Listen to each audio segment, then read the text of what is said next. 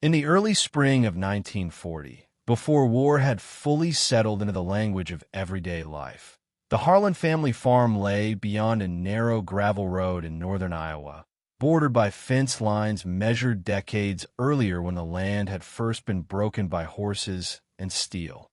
The farm was modest, fewer than 200 acres planted in corn, oats, and hay, with a small dairy herd that provided reliable, if limited, income through the local creamery. It had never promised abundance, only sufficiency, and sufficiency had long been the Harlan's definition of success. The farm had endured the agricultural depression of the 1920s and the price collapses that followed, teaching its owners that survival depended less on growth than on restraint. Charles Harlan rose before dawn each morning, his days shaped by habit rather than urgency. Chores followed the same sequence regardless of season, guided by the belief that steady work, done faithfully, could carry the land forward another generation. Margaret managed the household with quiet authority, keeping a handwritten ledger that tracked seed purchases, veterinary fees, church donations, and grocery accounts in neat columns. Her control was firm but rarely spoken. Their sons, Daniel and Robert, grew up with the expectation that the future was as predictable as the seasons. Daniel, the elder, would marry and eventually take over the southern acreage once it could be subdivided. Robert would remain longer, helping expand the holdings before settling into his own role. The land, once held, was assumed to remain in the family. The war did not arrive with violence. It arrived with forms, stamps, and deadlines issued under the Selective Training and Service Act. Draft registration cards came folded in official envelopes, their language impersonal and absolute. They were filled out at the kitchen table beneath a single electric bulb installed only a few years earlier through rural electrification, a light that had illuminated countless meals and winter evenings. Daniel signed his name carefully, his posture rigid, as if composure itself could preserve the life he had planned. Robert watched from the doorway, aware for the first time that the future he had inherited might not wait for him. After attack on Pearl Harbor, any lingering belief that the war would bypass rural America vanished. When Daniel left for training that winter, his absence was immediate and measurable. One fewer man meant fewer acres planted, repairs postponed, and days that stretched well past dark during planting and harvest. Margaret learned to manage ration books alongside her accounts, measuring sugar, coffee, and gasoline with the same discipline she applied to feed and seed. Robert left school to fill the gap, exchanging youth for responsibility before he had imagined himself ready. As the war dragged on, time on the farm seemed to compress. There was no room for long-range planning. Only the next harvest, the next repair, the next letter from overseas. Labor shortages forced neighbors into quiet cooperation, trading workdays instead of money as hired hands disappeared into uniform or defense plants. Machinery was kept running with scavenged parts. Tires were patched far beyond their intended life.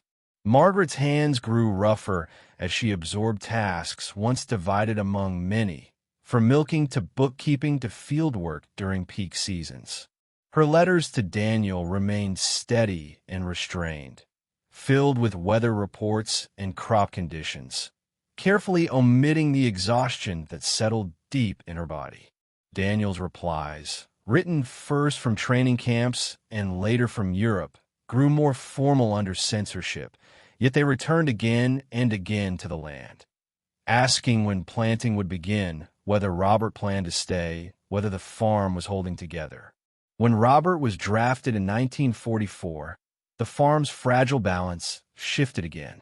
Charles hired help when he could, men too old or too young for service, migrants moving from farm to farm, and worked beside them in silence.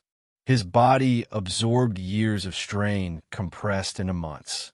The farm survived, but only by deferring everything it had once hoped to become. Improvements were abandoned. Maintenance was postponed. Endurance replaced ambition.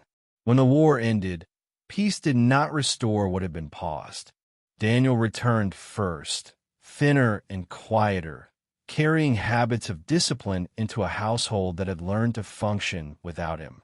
The woman he had written to before the war had already built a life elsewhere, and the land he once expected to claim had been mortgaged to keep the farm solvent. Robert came home later, restless and unsettled. Education benefits under the Servicemen's Readjustment Act and industrial jobs now offered futures beyond the farm, and he no longer assumed that staying was a measure of loyalty. Tractors reduced the need for multiple sons, and federal loan programs promised expansion at the cost of debt. Charles was unwilling to accept so late in life. The old assumptions no longer applied, and no one quite knew what should replace them. By the end of the decade, the Harlan farm still stood, its fields producing as they always had, but its future had narrowed. Daniel married and moved to town, taking factory work that offered wages and predictability instead of inheritance. Robert left the state entirely, following opportunity west, leaving the farmhouse quieter than Margaret ever remembered. Charles farmed until his strength failed, then sold a portion of the land to a neighbor. It felt less like surrender than acceptance, an adjustment familiar to a generation trained by hardship. The war had not destroyed the family, nor erased their labor, but it permanently altered the relationship between effort and reward, between intention and outcome. What the Harlans learned, slowly and without ceremony, was that continuity is not guaranteed by tradition alone. Some dreams cannot be resumed once delayed. They must be reshaped or gently set aside. In enduring, by adapting rather than resisting, they preserve something deeper than acreage or plans, the understanding that survival itself, carried forward honestly and without bitterness, is a legacy worth passing on. If you found this story meaningful, please consider liking this video. It helps these quiet, often forgotten stories reach more people. Subscribe to Ordinary Lives, Extraordinary Times to stay connected to stories of everyday people who lived through moments that shaped history. Each life mattered. Each story deserves to be remembered, but we'd also love to hear from you. Let us know in the comments where you're watching from. Our community spans across countries, generations, and experiences, all connected by a shared respect for history and the lives within it. Thank you for watching, and thank you for helping keep these stories alive.